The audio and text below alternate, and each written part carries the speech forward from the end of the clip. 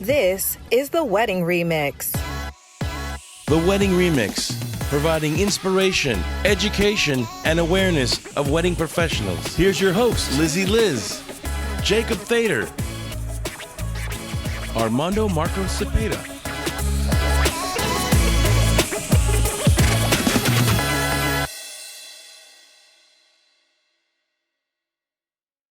Hello, everyone. So glad you can join us. This is the Wedding Remix. We're so glad you are here. We have a wonderful show for you today, and so glad you could be with us. Please make sure you like, comment, follow, subscribe, and get in on the conversation.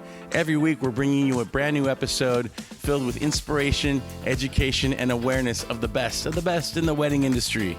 This week, we bring in two inspiring gentlemen who are going to share their story, share their passion for what they do. So let's go ahead and get into it. Our first guest today is Eric Acuña of Friar Tux. Eric has been in the industry for close to 21 years since he started at Friar Tux. He began as a fashion stylist when he was in high school and has climbed the ladder within the company over the years. Recently, he became the vice president of sales.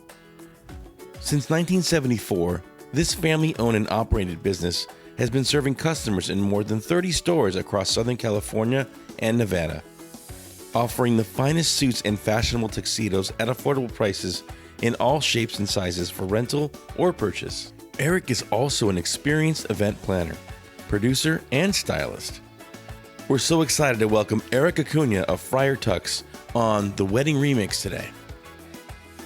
Welcome, Eric. Thank you for joining us today. Thank you for having me. I'm really excited. Us too. I know. I know you've been so busy with everything, and we're so thankful that you carved out some time to come to San Diego. Of course. Why wouldn't I? Anything for you. Come on. Love you. Can you tell us how you started, or when, what did you first do when it was your senior year into Friar Tux, and you're VP of sales now? Thank you. That's amazing. I know. Congrats. This is new too. Thank you. So I needed a job, and Friar Tux was always a company that would sponsor our photo shoots at the high schools to help promote the dances. Mm-hmm. And so the manager there would always say, hey, I need to hire you. I need a kid that's well-connected. You seem to know everybody. I need to hire you. And I'm thinking, this little ghetto brown boy from the hood is not going to work in a nice tuck shop. And so I was just like, he's pulling my chain. Yeah. And so sure enough, I applied. I got told I didn't get the job. Yes. And then a week later, my mom said there was a voicemail on the answer machine. Yes, I'm old. We had answer machines. And it was the manager saying, call me back. And I called him back, and he said, you got the job? And I said, well, I was told I didn't get the job last week. Yeah. And he's like, stop asking questions, just get in here. And I was like, okay, because I needed a second job, and I wanted it. And so what had happened was, I guess there was someone that was more qualified, but they were just asking for everything under the moon and the stars, and was not able to make it work. Yeah. So I was number 2, second up, and I got the position at 17. Wow. And then what was the position exactly? Stylist. So the most entry-level position in a store. And then from there, I was with the company about 8 months. And then I became an assistant manager. And then after 8 months. Mm-hmm. And then just about while still going to school. Yeah. Like high school. Yeah. And then I was about 20 when I got my first store, and I was a manager. And then I managed that store for about 8 months, and then I transferred to a larger, higher volume store in Huntington Beach, and so I was there for 5.5 years. And then the manager of our South Coast Plaza location actually moved, so they asked me to transfer there, so I did. And then I was there for 3.5 years, and then after that, I moved on to district manager for 8 years, and then now VP of sales. So I've walked through each part of the process. Our agent numbers used to reference what store you were from. So my agent number is 231 because our 23rd store was Brea. And so I still have that number. So it's kind of neat to punch in numbers that are similar and tells a story at our company. So I don't ever want to change it. So are there programs or training programs at Friar Tux to help someone who's at entry level to just continue moving up the ladder at Friar Tux? There is. That's one of the reasons why I mean, it's been 20 years that I've been at Friar Tux.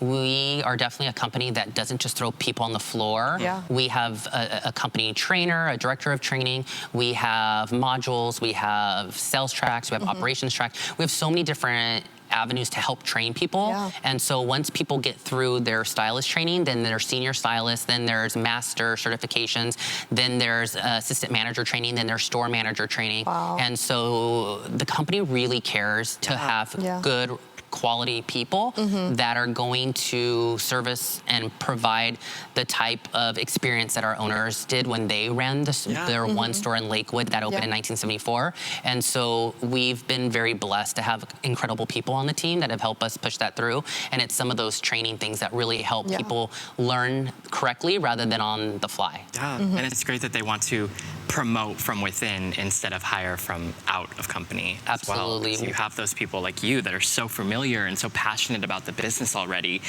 It just makes sense. Well, building bench strength is number one. Yep. A lot of times companies have to hire from outside because sometimes they don't have the bench strength in, and we've just been extremely blessed to have bench strength within the company. Yeah.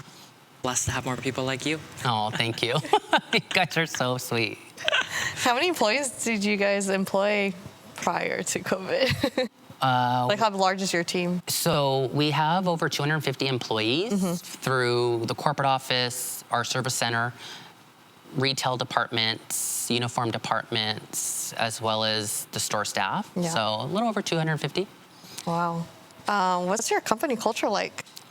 I mean, we have company core values, and growth is one of them. That's really important for us to continue to grow, even during this time when it's very difficult. Yeah. We might have minor setbacks, but we'll continue to forge forward and continue to build. So growth is definitely a big part of it, and giving people the opportunity to grow within the company and to move up and to develop great skills. Yep.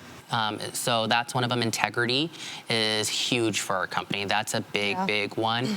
I've always been my supervisor, and now me as a supervisor. One of the cultures in our company is if anything happens and you make a mistake, just tell us so we can fix it and we can make it better and we can help you not make that mistake again rather than trying to hide it. And also same thing with integrity. We do not talk poorly about our competitors or when customers come into the store and they maybe share a story of another company, we are not one to jump on the bandwagon with the customer, and we just apologize for their experience and let them know that we are going to change that, because for us, integrity means a lot. It goes a long ways. Outstanding customer service is one of them. Quality is very important to us. Everything we touch and feel go through so many checkpoints. So all the garments before they're shipped to a store, before a customer gets them, go through many checkpoints. When they're returned, they go through many checkpoints.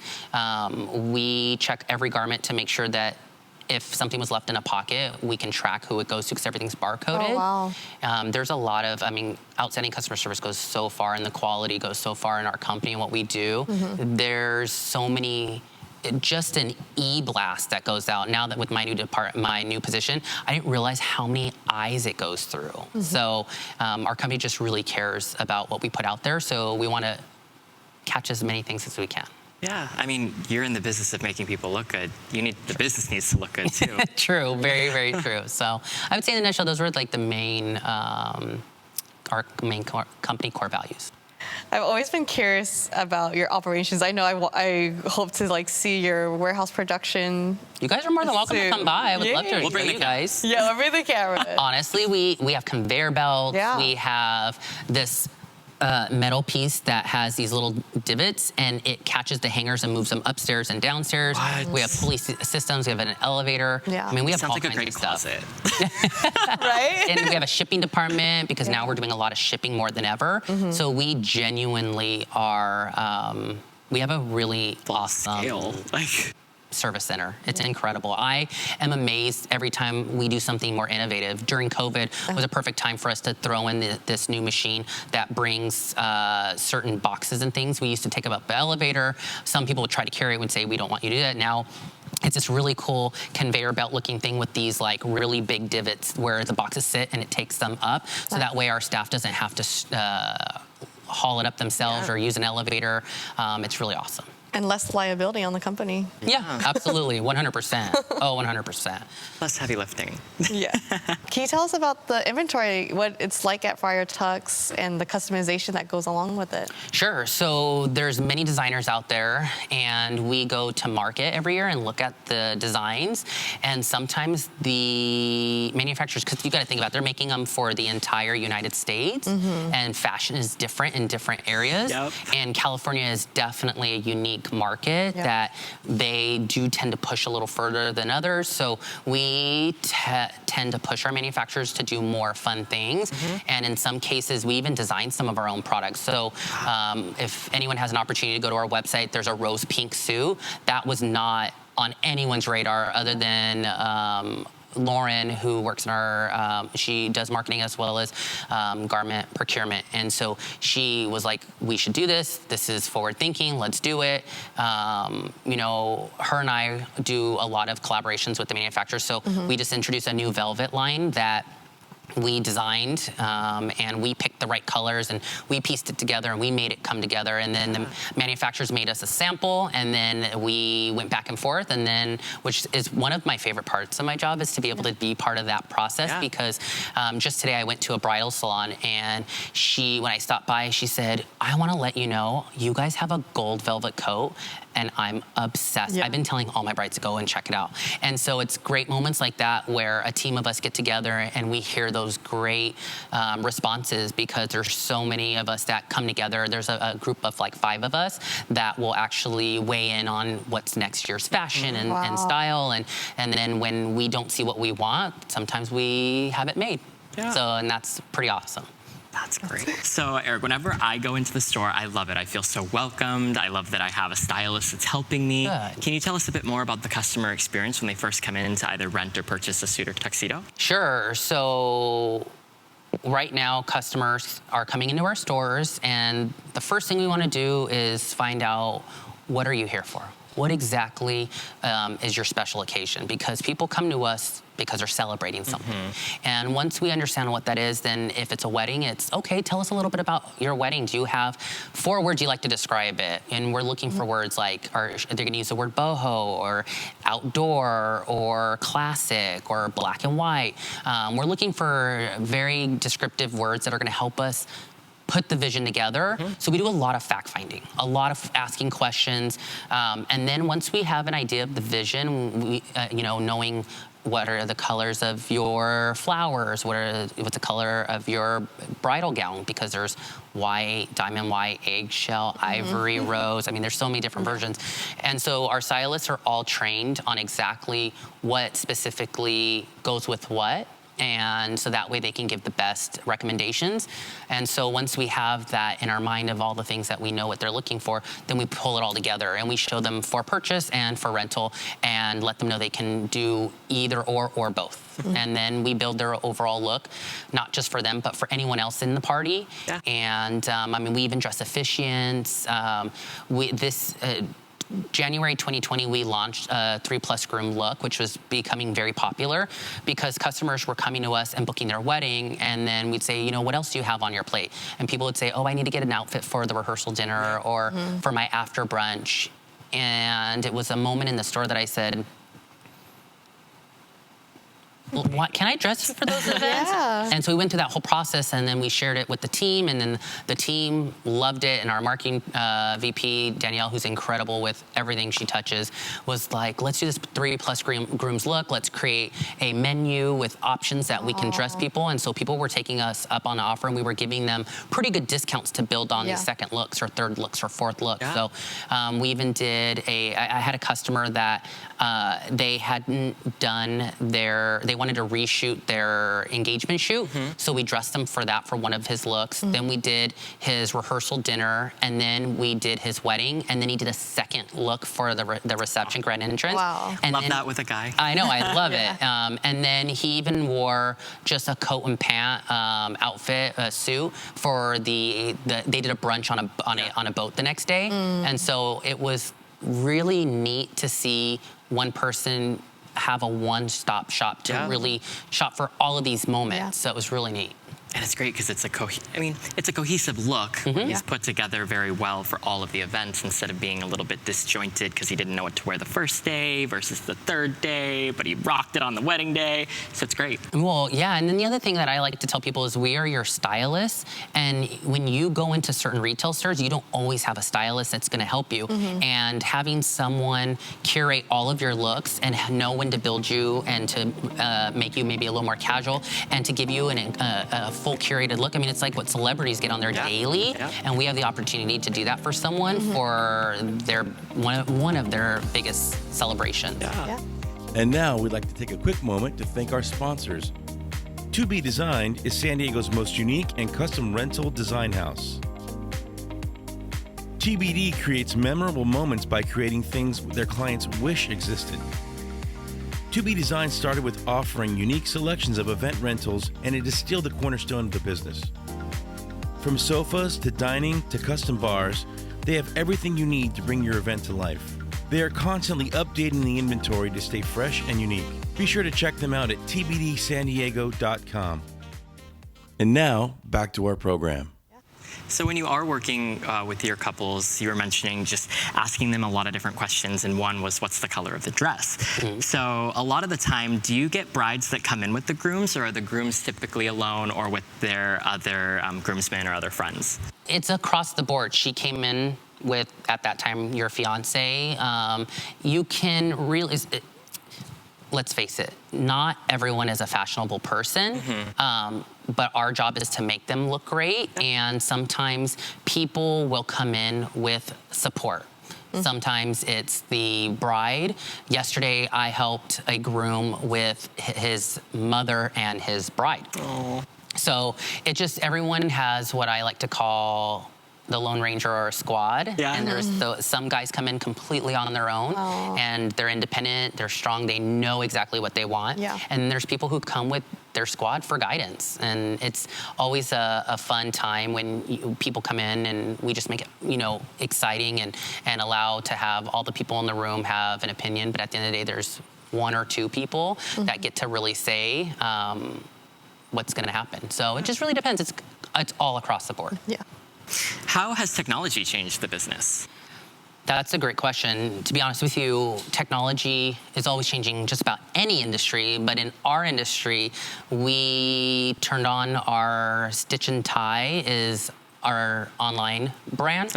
Where we offer suits and tuxedos for rental across the nation. So that was a technology that we decided we wanted to have people be able to click, put in a cart, rent it. We get an order, we place the order for it in our system takes it over, then our shippers ship it, and we are shipping all over the United States.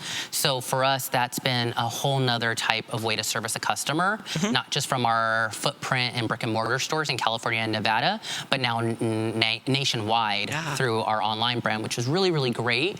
And then in addition to that, during COVID, we basically were being told we're closing our doors in 2 days, and our owners were just very much like, we are here for people, and we need to figure out a way to get this going. So our head IT guy was like, hey, I dabbled in wanting to do a virtual experience using a tablet, and now I'm the VP of sales, so it's like, here's this idea, go. And I was like, okay, let's do this. And so no, it was so much support within the company with our marketing, being able to get it on a website and to make it look pretty and to put a message behind it, to really build it up, then to serve it to people. And so we started meeting people virtually. Our doors closed on a Wednesday night. Thursday, we turned it on. We got our first inquiry for the next day on Friday, and I met with a couple from LA that was already in quarantine in Florida, and I helped them pick their suits and tuxedos for their wedding. And so that was a unique situation because I said, okay, I learned from the first one because I did it personally, and I wanted to make sure that we had all the right protocols in place. Like I mentioned about Friar Tux, the culture is not to just throw your employees into the thing. So obviously with me, I had to be the person that really was pioneering it. But once I had one under my belt, I did 2, and then I did 3, and then we then brought on a team of 10 people to do it. was really, really successful. It's still helping people even with our stores open now. So virtual style sessions is never going away.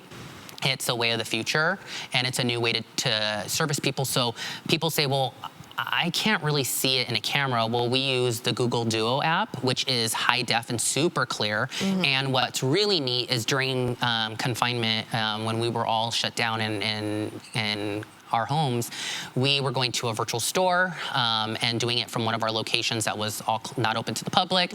And what was incredible was we had a couple who were getting married in Irvine, and they had been served one of our flyers that a lot of venues have from our preferred vendor program, and they loved the discount. They loved our merchandise. We had product nobody else had, and they were really excited. Then they found out we were in a California, Nevada-based company, and they went home to Montana.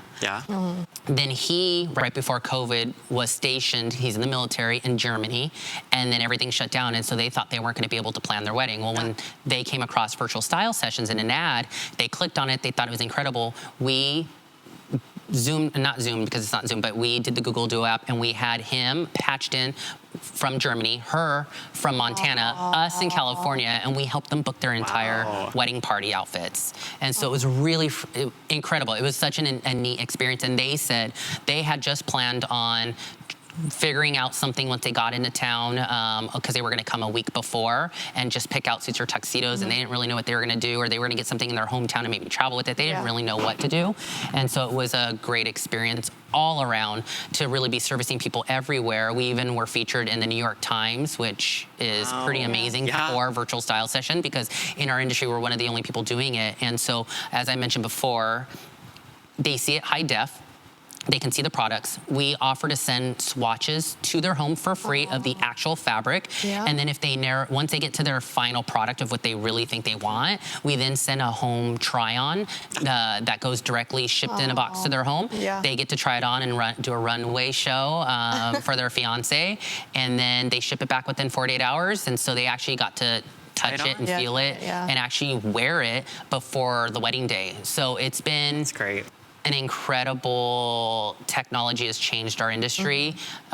We pivoted when our stores closed. So I tell people we never stopped serving our clients. We never did. We maybe closed our stores, but then we met them virtually, officially starting the next day. And even though it took 48 hours for us to book our first person, I mean, we just kept it going.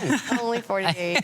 So it's been, even during some of these unique times, we've been pivoting and still trying to make sure we're there for people during these times, because as everyone knows, it's very unique, not just from the coronavirus, but in other capacities. And right now we need to get back to celebrating each other and life's most important moments. So we're here for all that. Oh, that's so great.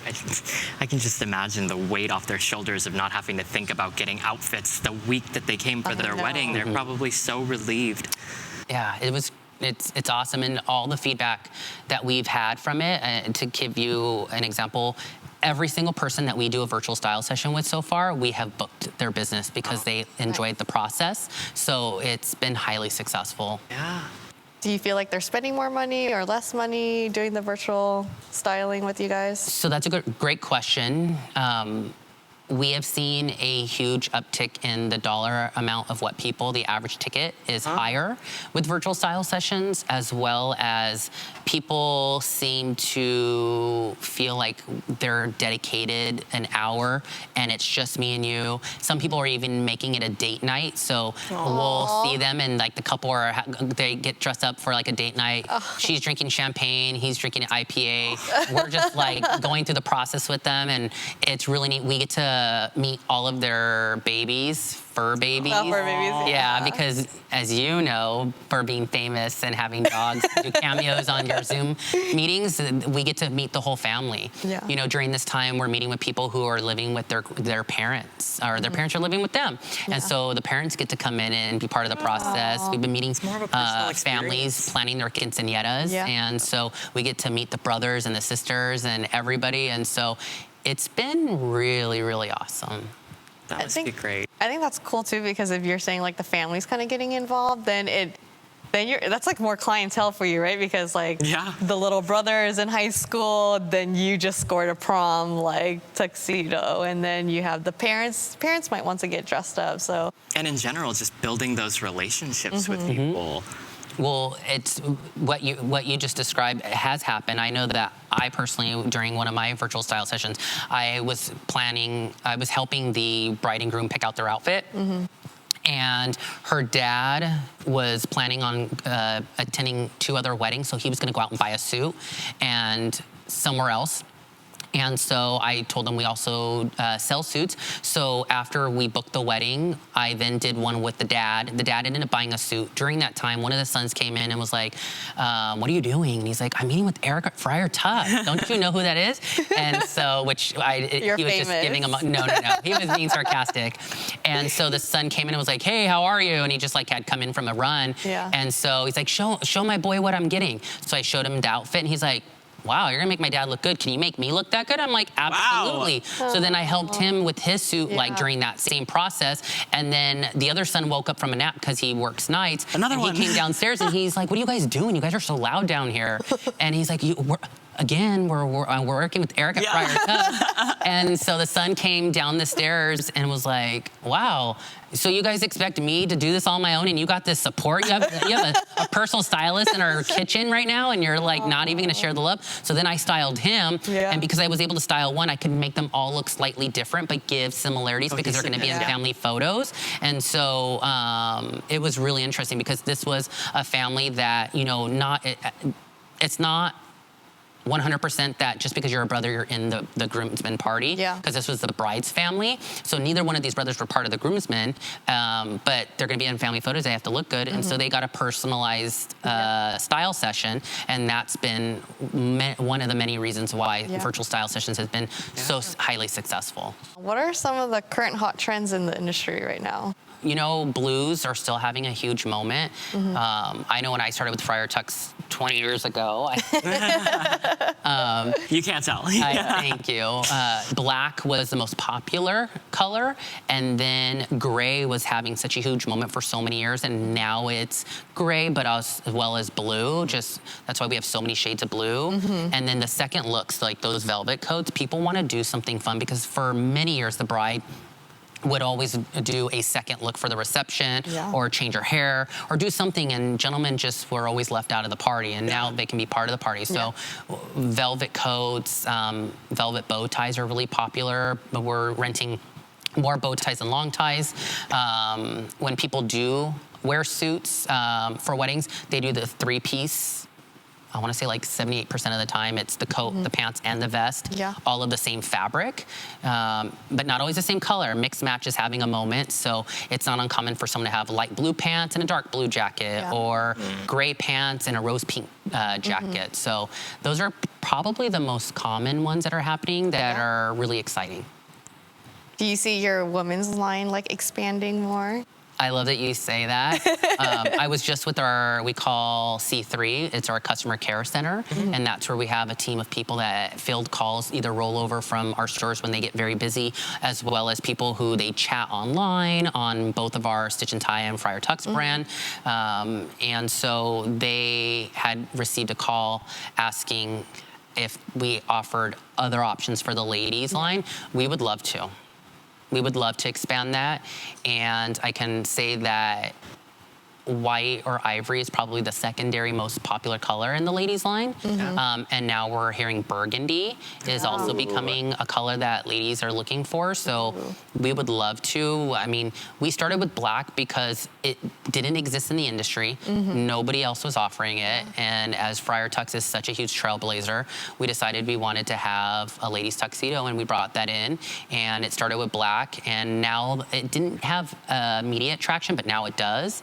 I just did a virtual style session with 2 ladies that are getting married in New York and upstate New York. And so they're both gonna wear the ladies tuxedo. Half of their parties on both sides are half men and half women. And so it's really fun, and as she had mentioned, very refreshing that they could get everyone is wearing a tuxedo. Yeah. So the women. Well, your story has inspired us, and I'm sure it's going to inspire so many others, and that's why we are loving having this opportunity. So thank you so much. Awesome. Thank you for letting your wall down, being authentic, and sharing your story, and always shining light, because I feel like we all have dark days. And sometimes I just like finally get to sit down and I'm like, the first person I want to watch the stories is going to be yours. I'm like, what is Eric doing? What song is he singing to tonight? So I really appreciate what you do for our industry, what you do as a friend, just everything. I appreciate you. Thank you. You make us look better outside and inside. I know. Thanks, guys. You guys are way too sweet. So until next time. Until next time, come back soon. I would love to. Maybe we can do like a walkthrough of like our service center, or You could dress up. yeah, we could do a fun fashion style tip We'd love or something. So just let me know. Perfect. Thank you. Thank you. Today's venue spotlight is at the Scripps Seaside Forum. Refine a day at the beach. The Scripps Seaside Forum offers a tasteful blend of function and style. It celebrates Southern California's unrivaled coastal views. With an unparalleled waterfront location, modern facilities, and award-winning architecture, this stunning venue offers the ideal setting for a wedding or social event at the beach in beautiful La Jolla, California. The Scripps Seaside Forum pairs warm, inviting interiors with powerful state-of-the-art audio-visual equipment, ranging from high-definition projection systems, audio surround sound, and a world-class ocean setting. This space includes a multi-purpose auditorium with a balcony, 4 separate ocean view conference rooms, breakout areas, and an outdoor garden plaza. The Scripps Seaside Forum will meet your every event need and create a stunning wedding experience. Our next guest is Thomas Bui. Over the past 20 years, Thomas Bui has been planning luxury weddings and events throughout Southern California and in various destinations around the world. His company has been recognized on both the national and international stage for their notable work and has been featured in publications including The Wall Street Journal, The New York Times, The Huffington Post, Martha Stewart Weddings, and Colin Cowie Weddings. To top things off, Thomas has also been named as one of the top 50 planners in the United States by Party Slate.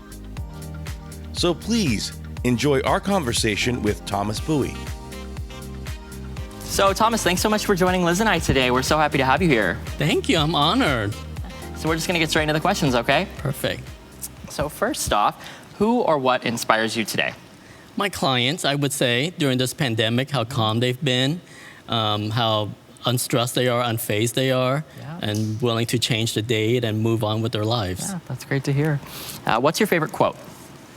It's a French quote by René Descartes. I don't know if you know. It's called Je pense donc je suis, meaning I think, therefore I am. Oh, can you say it again for us? Je pense donc je suis. You say it better. You can say it. Say it Then we'll better. try it off Maybe camera. off camera. And I know you're a master in the kitchen. What's your favorite thing to cook? French. Anything in particular? I like simmering slow sauces from the start. Yeah. Very slow, making everything fresh Get that by flavor hand. out. Yep. What's the most recent book or magazine that you read? The most recent book I just read is Never Split the Difference. Have you heard of it? I have not. What's it about? It's about the art of negotiating. Oh, are you a good negotiator? It's a good book. Are you a good negotiator? I would hope so. If you could spend a day with any designer, living or past, who would it be? Tom Ford. What about a celebrity other than Tom Ford? I think Ellen. Yeah, that's a good one. What is something unique about you that others may not know?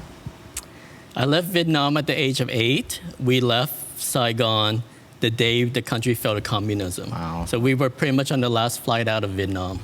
If you could plan a wedding anywhere in the world, where would it be?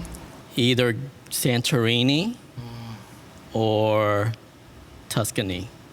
We'll do both. What's the best piece of advice you've ever been given? Follow your heart and your dream and never look back. That's exactly what you're doing. If tomorrow you had to stop being a planner but still had to work, what would you do? My dream job is to be a personal shopper Ooh. and take my clients around the world to fashion shows. Oh, fun. Yes, please. What's your favorite workout song to get you in the zone? An AC/DC song shook me all night long. What's your go-to restaurant for amazing food in San Diego? If I want ramen, Hori Nori ramen. If I want French food, I love this place in Carlsbad. You know exactly where it is, It's though. June de Jolie. Yeah. June de Jolie. What's one thing you wish you were better at? Drawing. Me too. What makes you smile? Nice people. And lastly, what's one thing that you're looking forward to in the future? Relaxing more. Taking more time for myself. Yeah. Yes. Tell us a little about your childhood and how events played a role when you were younger and throughout high school. So growing in Vietnam, my family were involved in politics. My dad was a minister of public health, so we travel all over Asia. Back then, my dad was in charge of immunization, so he went to Asia, India all the time, other third world country in Asia. And then my other family members, they were involved with the embassy, so with the French embassy. So we were always holding big events at the house growing up. So I was accustomed to that black tie affair. Yeah. All the dignitaries growing up, having dinner over. So growing up, when I saw that atmosphere, I feel like I live it more than anything. Yeah. That's been amazing. So when I came to the U.S. at 8 years old, not a word of English, didn't know anything, didn't speak English. My first language was French, and then I learned Vietnamese. So coming here, we started from the bottom up. We didn't have anything, everything. What we left with was what we were wearing. So literally, this is if I wore this on the plane, this is all I had to live on. Wow.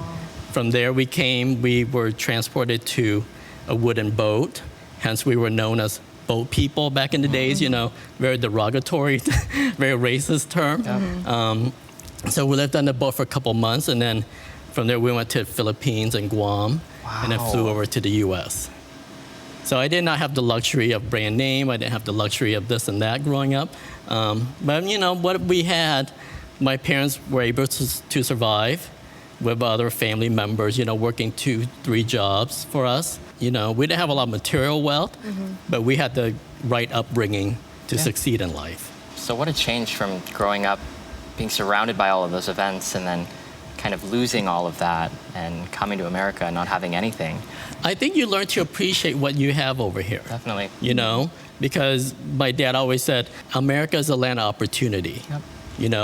Your dream is as much as you want to work hard for it. Nothing is ever given to you unless you want to work for it. Exactly. If you don't want to work for it, it's not there. So we had challenges because my parents were in their 30s, mid-30s, late 30s, not knowing English, so they had to learn from scratch. My mom used to clean toilets, bathrooms, to survive. And at night, she would work in the restaurant, Chinese restaurant, washing dishes. And my dad was working at a dry cleaner, making $3-4 an hour, not a whole lot. So we knew what a struggle was in life. And you learn to appreciate everything. Yeah, and then when I was in the high school, my first job was working in a pharmacy as a clerk, making $4 an hour. And that's when I really appreciate $4 because you understand working an hour just to make $4 and then you want to buy a shirt that's $30. That's like working all day just for a shirt. So that's when you understand how to save, economize, and appreciate what little that we had, But they were able to make it stretch. They were able to save and give us the life that we wanted and needed to survive here. Yeah. Was there a specific event or moment from when you were growing up that made you fall in love with events and planning? I think being able to dress up in black ties at a young age, I remember that. At 3 years old, wearing tuxedos, Wow. I love that lifestyle. Okay, so I think bow ties or ties? full tuxedo. Okay, love it. So I think that's when I really loved that lavish lifestyle. Yeah. So how exactly did you build TBL from being a pharmacist? When I started this is our 20th year in the business. So when I started this, I was working. I was also volunteering at the hospital. And I knew that a lot of the doctors and the nurses and all the medical professionals, they date each other, they eventually get married to each other, but they didn't have the time to plan a wedding. Yep. So what I did was I made flyers and I put it in the break room. Oh, smart. So one couple called me, and then her friends called me, and next thing I knew, I got like 10 weddings out of just from UCSD ER. Wow. And from there, I just grew that way. But I always had a niche. I always knew what I wanted my niche clientele to be. So when I ventured out, I said, I don't want to be just known as a coordinator. I want to be someone who's going to design the whole set for them, from start to finish, and guide them from beginning to end. But I knew that the clientele who's going to want to spend the money would be the medical people, the doctors, who said, oh, I'm so busy, just do everything, and then we'll pay you. Granted, I mean, they have the final say too, though. But I knew that if I come up with grand ideas, they wouldn't laugh at me. They would appreciate it. So aside from vendor relationships and planner relationships and papers on a coffee room table, did you advertise any other way at first? I did a couple of magazines, but then I felt like, then I moved to internet advertisement.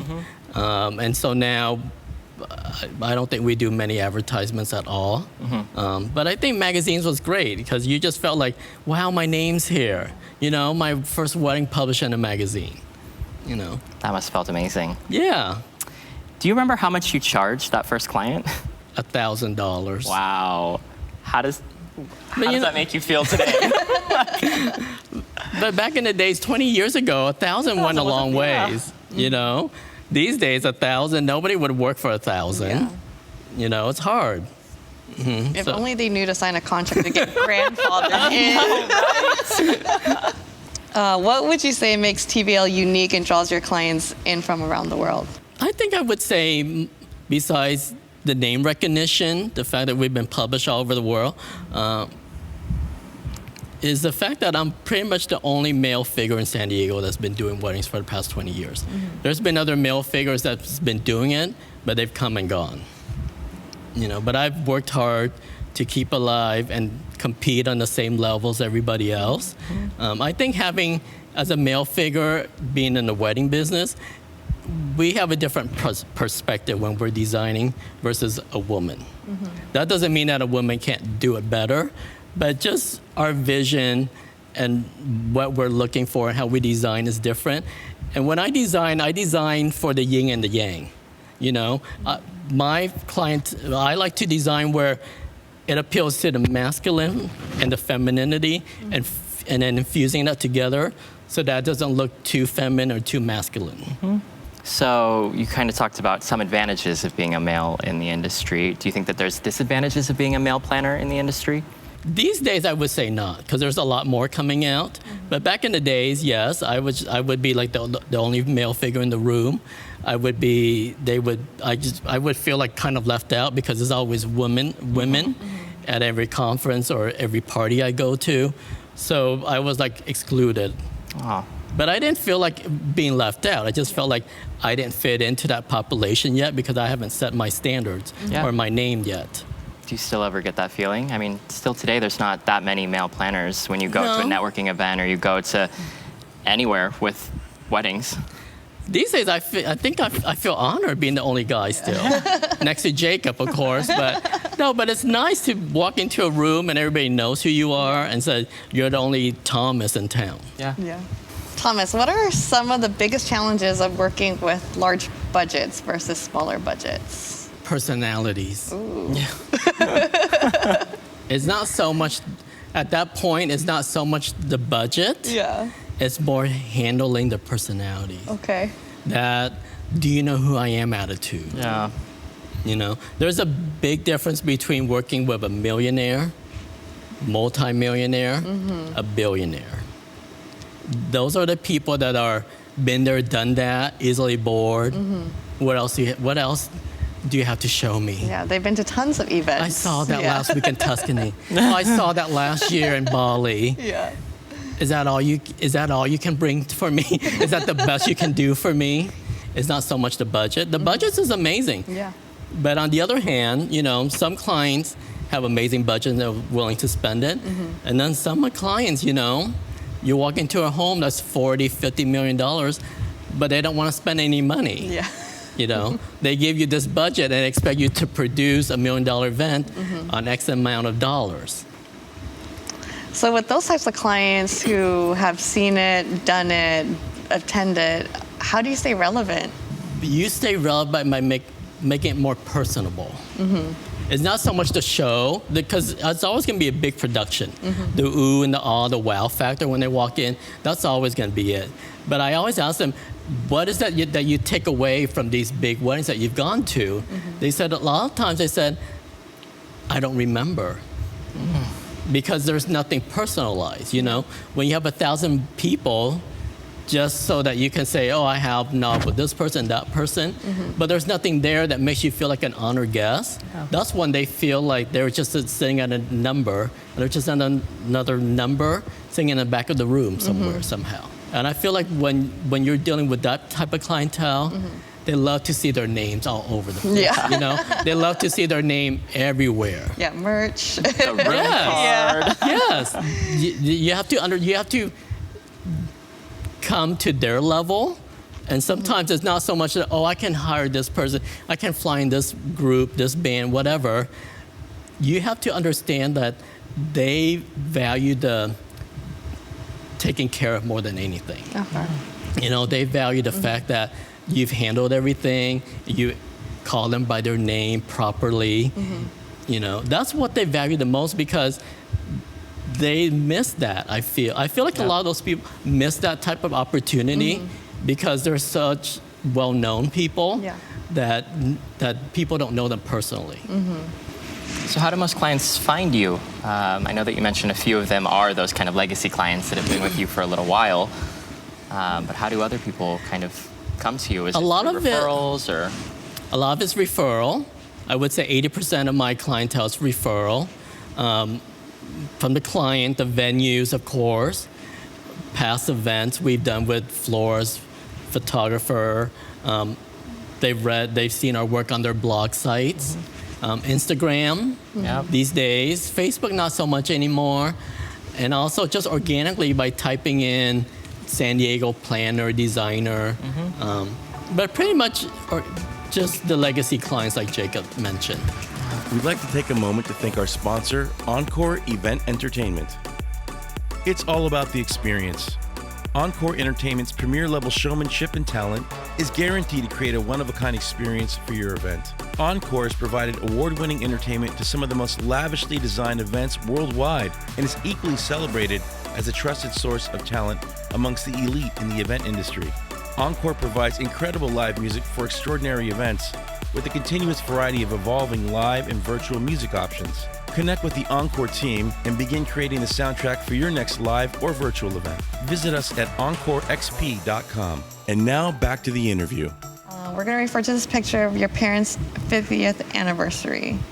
This event is absolutely spectacular. I love the colors, the textures, and just how unique the overall design is. What was the inspiration to cover the ballroom arches and entryways and leaves and trees? This is at the U.S. Grant. We love the existing arches from years ago, from over 100 years ago.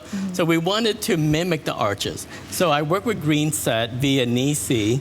So I had Greenset come down a couple times. So they custom built those metal arches that fits perfectly.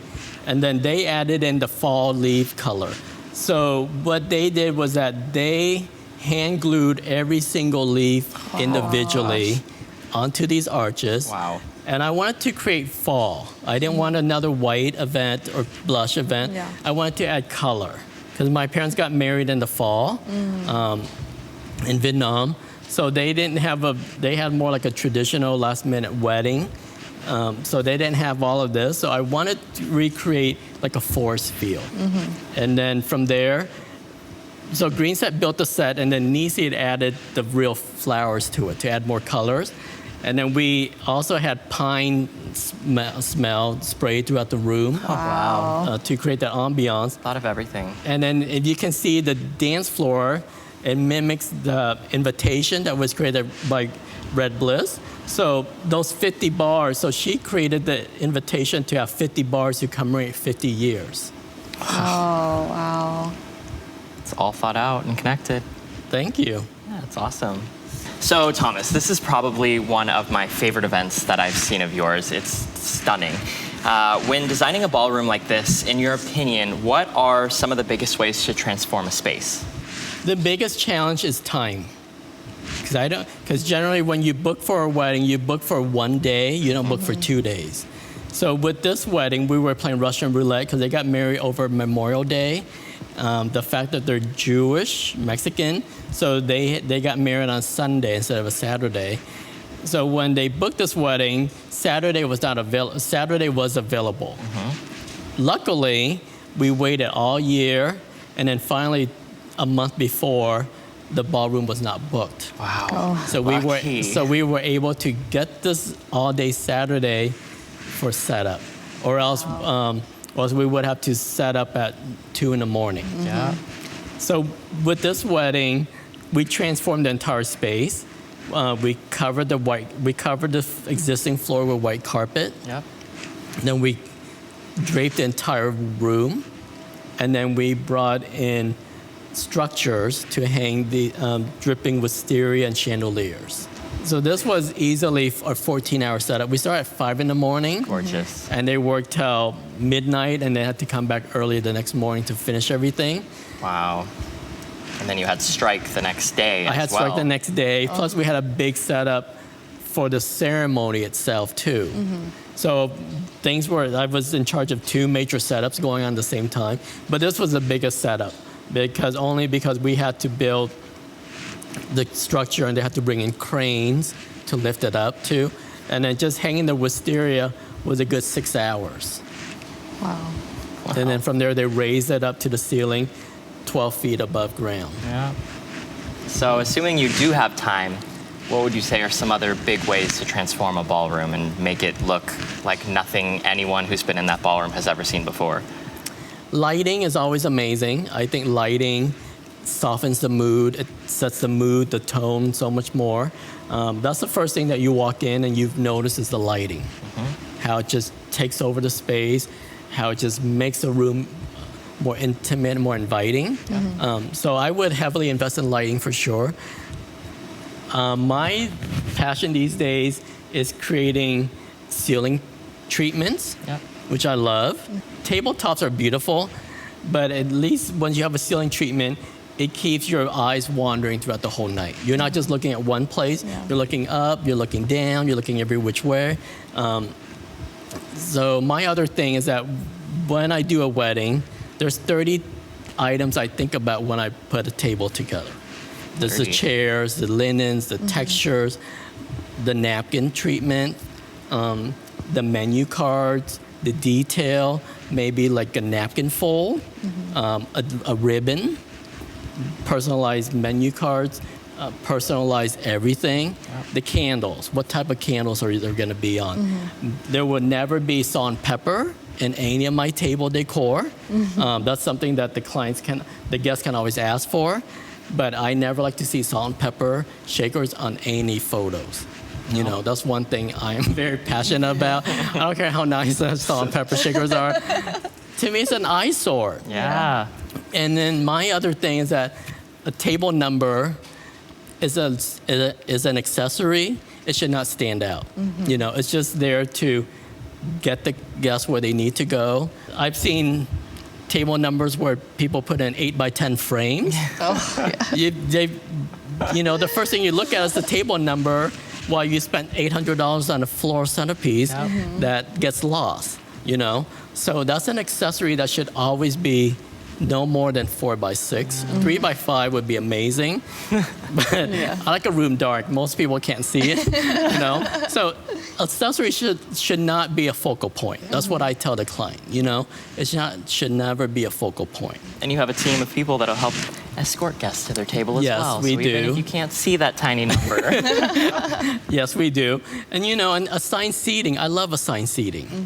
You know, it makes the guests feel like they don't have to guess who they want to sit with. What happens if I come in and, oh my God, I don't want to sit next to you, and then what? I can't change and say, oh, I want to trade seats with someone. That's just rude. So I think assigned seating puts two people together that you don't think would work, you know, and start a conversation. You never know who you're going to sit next to. You never know the connection you're going to build with someone. You know, and that's when the clients feel like, wow, they really thought about this arrangement, you know, putting people together, building that connection that, oh yeah, you know, we're both attorneys, we're both designers, we could learn from each other, we could connect that way better. I love that. I like that you appreciate that detail of assigned seats, because there's some planners who would think, oh man, that's a huge detail. Now I have to take each of these cards, find their name, put them at this table, find the next one, put them here. And they see it as more of a challenge, but they don't think about the positives that it has and the different connections that they're able to build. I spend a lot of time with the clients, even doing seating chart, even though I don't know anybody, but I ask questions. I said, you know, the party starters should be here. The grandparents should be here. You know, how old are your grandparents? Are they elderly? Are they wallflowers? Are they dancers? You know, we would never put grandparents, you know, in front of a speaker. You know, or mother-in-law, you may not like your in-law, but you would never do that. You know, we would never draw that type of attention. She's a really bad in-law. You know, so if you have kids in the room, then you want to put them towards the front, you know, where they don't care as much. You need the party starters to be right next to the dance floor, because they're going to get everybody up dancing. You know, but you have to think about that stuff. You know, your parents' associates, colleagues, you know, they need to be front and center. They need to be there because they're helping your clients, you know, your parents get where they are today. So you have to appreciate them. Do you And of course, nobody wants to be by the door. Nobody wants to be by the service entrance. But someone's got to be there. You know, maybe that's an acquaintance that you haven't seen in 10 years. Your cousins can be there. Yeah, your cousins, you know, Liz. Your I don't know. The teenagers. Yeah. Your mom's friends that she just met at the supermarket or someone, you know, in these Vietnamese weddings. This is a photo of a wedding that you did at Port Pavilion Pier, which for those of you who aren't familiar with the space is actually a giant cruise ship terminal that's available for events when there aren't docked ships. For properties like this, how do you sell the vision to your couples in such a raw space like this? Do you offer like renderings? Like, there's some people that are just not visual people. How do you sell that vision? I particularly love this wedding. It was probably one of the biggest challenge of my career. One of the biggest budget weddings to begin with too. So when the client came to me, they were a referral by a local bakery because they shop there a lot. So when I met with them, they said, we need you to give us something we haven't seen. Because they have homes all over the country and the world. You know, they've been everywhere just for the fun of it. So they've seen it all, you know. So when they came to me, they said, we don't want a hotel, that's boring. We don't want to eat what they have, you know. What can you offer us? You know, it was hard. Don't get me wrong, it was hard. So when I found out this place, we went to a couple places, you know. When I drove here, it was very raw. We saw it when there was nothing in there. And then he said that, what can you do? I said, I can do this, I can do that, I can do A, B, C, D. He said, wow, that's amazing. You thought about that in 5 seconds? I said, well, that's my job. You know, I have to go home and think about it. I would have lost that job. This is after they signed a contract, of course. So I knew that I wanted this space for sure. So they booked the space just for me, just to give me the creative freedom to do something different. So in this particular photo, the overhead hanging structure is an industrial fan. It's huge. It's like 30 feet by 30 feet wide. So I covered that. I designed that to cover that with dripping greenery and wisteria and lighting.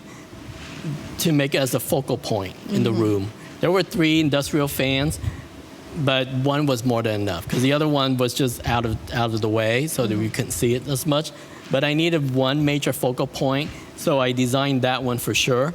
And this one took 10 hours for them to put up. Wow. It's massive. It took 2 scissor lifts for it, and then also 4 50-foot ladders just to get up there. So there was like 10 people working on this structure for sure. And then from there, we did everything custom for them. Custom chair pads, custom footing, custom linens, one from Wildflower. We match every single thing. Mirror tabletops for half of the table. And then champagne buckets per table with Cristal all night long. Okay. Yeah. So obviously money was no object. What I love about this wedding was that not only was it a lot of work, it was a huge amount of work. We set up on a Wednesday. We could have set up all week, okay? We hung 100 lights, 100 chandeliers, but still wasn't enough, I felt. The strike was a Monday, because it was over Memorial Day weekend. The actual production itself on the wedding day was 100 vendors working. Wow. They had 70 wait staff from the catering team, including the chefs, servers, 30 band member, my team, photographer, videographer, floors. There was like 25 floors designing. They had to bring in 3 refrigerated trucks over 2 days. There's probably trucks going up and down. Trucks going down. There were like 30 trucks coming. 5 for the rental itself, and then the trees, and then more trucks for florals. So every little thing added up really fast. The production timeline must have been really fun for Amazing. you too. Yeah, talking about stress. Not only that though, we had room blocks at 4 different hotels. So I had like 5 different buses going back and forth, and I had 1 staff member at each hotel greeting guests as they were getting on the bus to make sure nobody was left behind. Well, Thomas, thank you so much for joining us today. No, Liz and I thank you. really appreciate My you taking- pleasure. Is there anything else that you want to share with our viewers? If you have a dream and this is your passion, go for it, Start a career somewhere else, but if this is your ultimate dream, then make it happen. Yeah. Don't give up on it, because life is not about regrets. Life is about not what if, I should have done this, I should have done that, I never want to be the person on my deathbed saying, I should have taken a chance or, do something different with my life. Well, thank you so much. I know. This was Thank awesome. you. I appreciate so it. much I'm fun. honored to be here. Thanks for you. thinking of me. Of course. We'd love to have you back in the future. Yes. Sure. I'm here. That's our show this week. We'll check you next time, and be sure to like, follow, and subscribe.